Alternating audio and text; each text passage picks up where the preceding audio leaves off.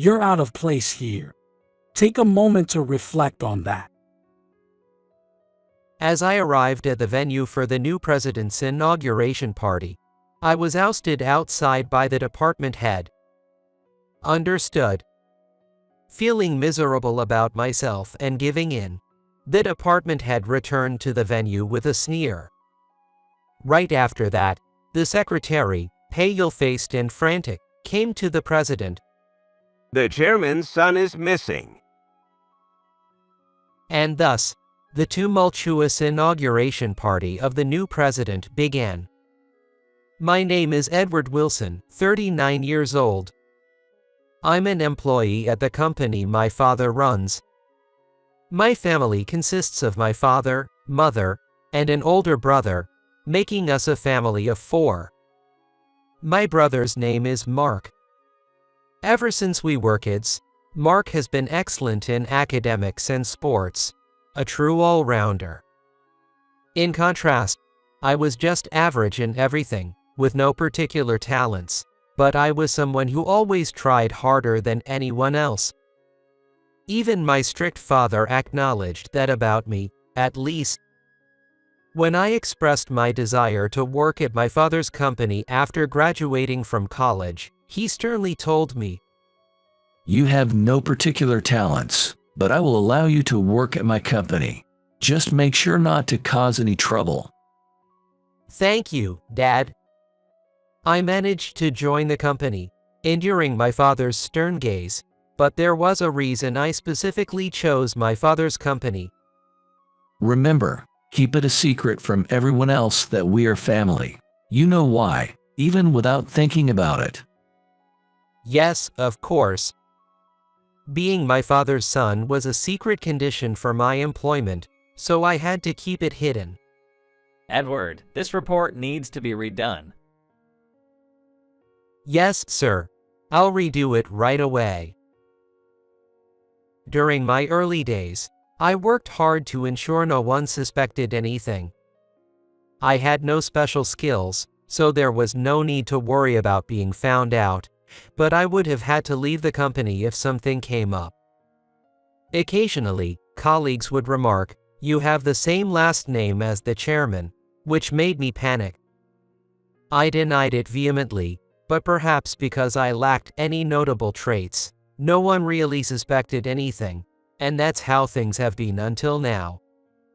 I'm still working as an ordinary employee, but I aspire to climb the ladder someday.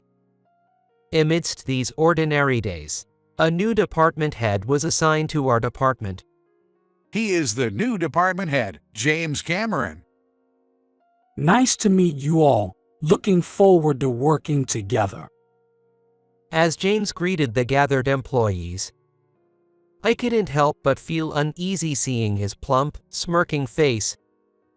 Sure enough, when James met my gaze, his smile deepened even further. It was as if he had spotted his prey. I involuntarily averted my gaze, hoping nothing would happen after James's introduction ended. However, just as I was about to get back to work, the president called out to me. "Edward, can I have a word? I have a meeting later, and since you've been here for years, I'd like you to show James around the company." Me.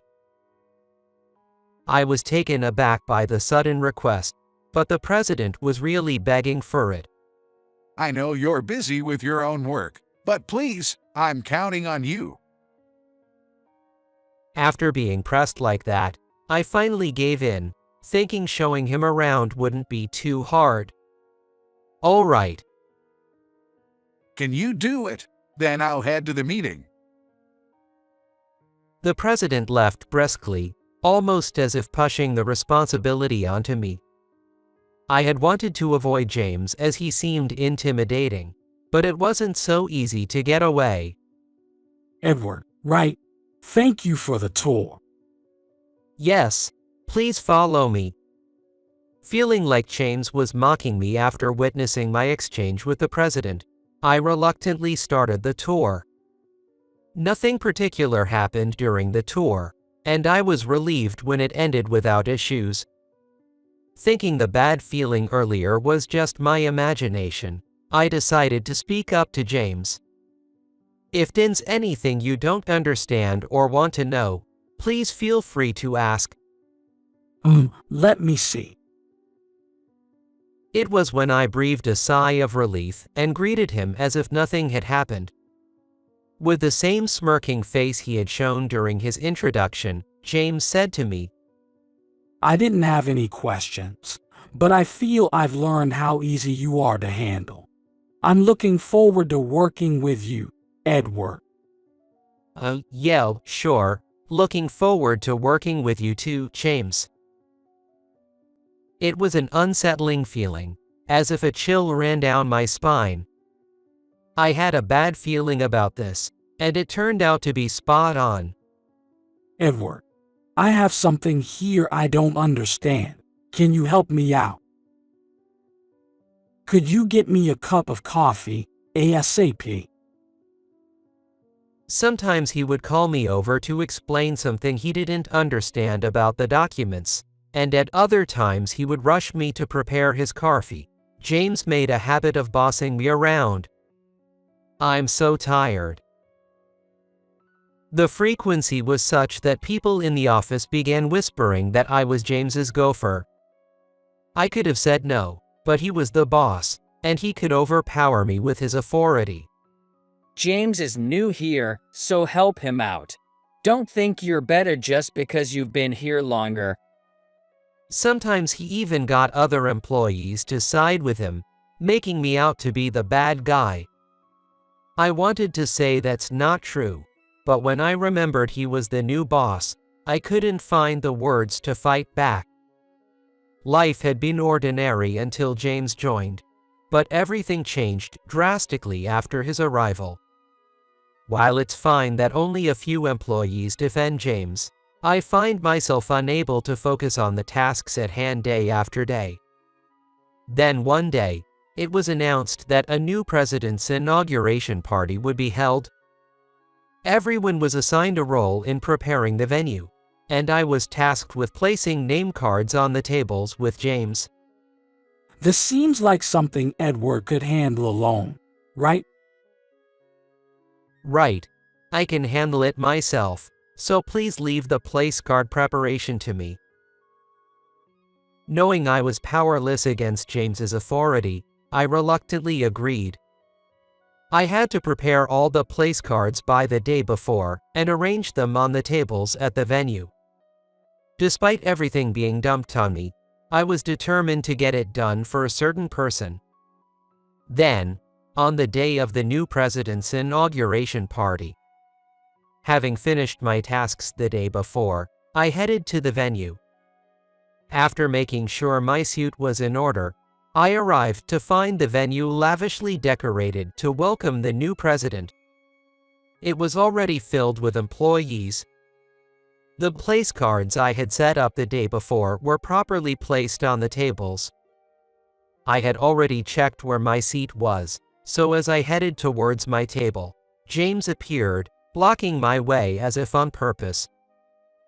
James, good morning. What's wrong with you? Your seat is over there. Surprised, I thought maybe he didn't know where his seat was, so I attempted to guide him to the table where I had placed his place card. But it seemed I was mistaken, as James looked down on me with disdain. I know that. But the place card you prepared. My place card had this scribble on it. What? Shocked, I looked at the place card James was holding up. Indeed, there was a scribble over it, labeling him as plump manager. Why would this be here? What do you mean why? You wrote it, didn't you? You were the one who set up the place cards, after all. No, that's not true. I didn't write this. Surely someone else must have scribbled on it after I placed it down. I pleaded my innocence, but James was adamant. You did it.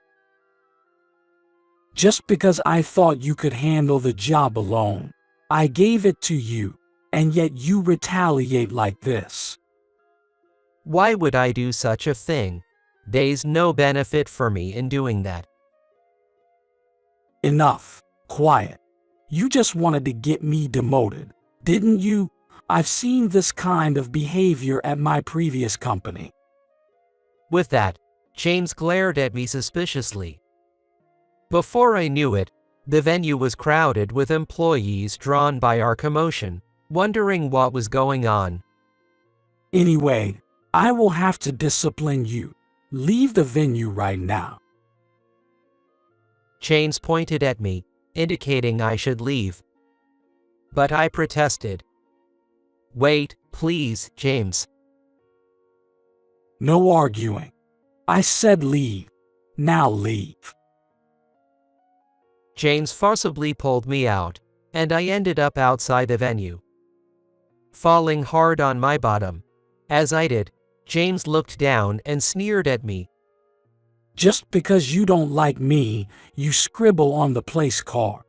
You're out of place here. Maybe you should reflect on that. No, that's not. I tried to get up quickly, but because I had fallen so hard, I stumbled and ended up on my knees. Feeling miserable about myself, I inadvertently said, "Understood." Seeing me broken, James sneered even more and went back into the venue. I was left stunned by the swift turn of events. Being bossed around by James all the time, and even having the place card task dumped on me, led to this mistreatment. I felt utterly pathetic. As tears blurred my vision, Edward. an unexpected person rushed in. Great. It worked out. James muttered, sitting at his table, laughing after having me ousted. In fact, the scribble on the place card was his own doing. He had deliberately assigned me the task of preparing the place cards to frame me. If he had been involved in preparing them, he couldn't pin the blame on me, so he set it up this way to make it easier to accuse me. The actual scribbling was done in the early morning before the party, when no one else was in the venue. What a misfortune to think Edward would do such a thing. Unaware of the truth, the other employees felt sorry for James and were chatting with him until it was time.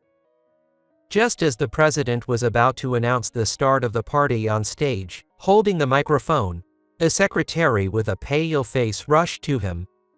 Please wait. The chairman's son is missing. What? Startled by the secretary's words, the president exclaimed into the microphone. Everyone in the venue turned in shock at his voice.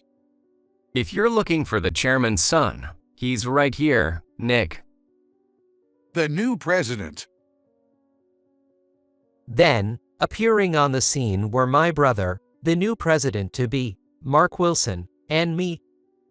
The current president and secretary, Nick, looked back and forth between my brother and me. Where have you been all this time? We've been looking for you. Just had some personal business to take care of. It seems someone in this company has been bothering my brother. Your brother is your brother. The current president's gaze shifted to me standing next to Mark. Yes, I am the brother of the new president. I had been ousted from the venue earlier by James, but had met up with my brother Mark, who heard the commotion. What are you doing here? I was looking forward to you coming to my inauguration party. Seeing me on my knees outside the venue, tears in my eyes, my brother had a sense of foreboding and asked me about it. Though we kept our sibling relationship hidden at our father's request, we have always been close. My brother is the kind of person who would lend a hand when he sees me in trouble, a man of kind character. He got recognized by our father, the chairman, for his sincere work and good performance, which led to his inauguration as the new president. Yet, I caused a scene at his inauguration party. Feeling ashamed, I confessed everything to my brother, and he took charge from there. Mark, you were instructed to keep your brotherhood with Edward a secret by the chairman. Well, what's done is done. Mark. Feeling sorry for the troubled Nick, I watched as my brother took the microphone from the president on stage and said loudly for all to hear, Whoever has been harassing my brother, Edward Wilson, step forward now. At my brother's angry words, the whole venue buzzed with tension. Everyone turned to look at Nick and the president, who referred to my brother as the new president, revealing his position before the formal announcement, and they concluded that they should follow his lead. So, when they all looked for the guilty party, James was the only one they were staring at. Is it you, the one who's been harassing my brother? Faced with stern looks from my brother and the employees, James started to panic and defend himself. No, it wasn't me. If anything, I'm the victim here. The victim? James nodded emphatically at my brother's skeptical response and pointedly displayed the defaced place card. Look at this scribble. This is my place card, but it was like this when I arrived at the venue. And how does that relate to my brother? There's a big connection. Edward and I were assigned to prepare the place cards, but I had an errand, so I asked him to take care of it. James narrated the events leading up to the scribbling to my brother. There were some discrepancies in his story, but I stayed silent and listened until the end. After I asked him, this happened. It's obvious that Edward is the culprit. You really think so? This scribble does say plump manager, but my brother isn't the type to write such messy handwriting. What? Indeed, on closer inspection, the handwriting was rather sloppy. Perhaps because I had been so desperate to prove my innocence, I hadn't noticed that detail. Now that you mention it, Edward's handwriting was neater than what's on this place card. After the handwriting was mentioned, the employees began to speak up one after another, saying it didn't look like my handwriting, causing James to panic even more. Such vague testimony doesn't prove that Edward didn't do it. It doesn't prove he did it either. What are you saying? Mark. As James and my brother's gazes clashed, everyone was wondering what would happen next when Nick, who had been missing, returned to the stage and whispered something to my brother. So, it was a setup after all. What? My brother muttered, then gave some instructions to Nick. James, please watch the video that will be shown on the screen we're lowering onto the stage. Video? What? While James looked shocked, a large screen slowly descended at the back of the stage, showing footage of me diligently placing name cards on the tables. After I had placed all of them, I left the venue. The footage then fast-forwarded, and the date changed to early the next morning, when someone entered the empty venue. On closer inspection, it appeared to be James. His distinctive plump figure was confirmed, and he was sneaking around, looking around suspiciously. Stop it, please. Stop the video. James's attitude changed drastically, turning pale and trying to force his way onto the stage to stop the video. However, my brother was unyielding and didn't stop the video. Look, he's writing something on his place card. A female employee exclaimed as she watched the video. Next, the footage showed James writing on his own place card. Nick, stop the video here and zoom in, please. Understood. Nick, who was controlling the video on a computer, followed my brother's instruction to pause and zoom in on James's place card. There it was, Plump Manager written above James's name. This is irrefutable evidence, isn't it, James? My brother asked, comparing it with the earlier footage where it hadn't been written yet. Realizing he could no longer escape, James fell to his knees. I did it. There was no malice. I just wanted to play a little prank on Edward. A little prank. At that word, I, who had been silent, suddenly felt a surge of anger. A little prank. Is that how you justify the harassment I've been enduring? That's no small matter. Yikes. At the sound of my outburst, James recoiled in fear. Perhaps because I seldom got angry, even my brother and the other employees were surprised by my reaction.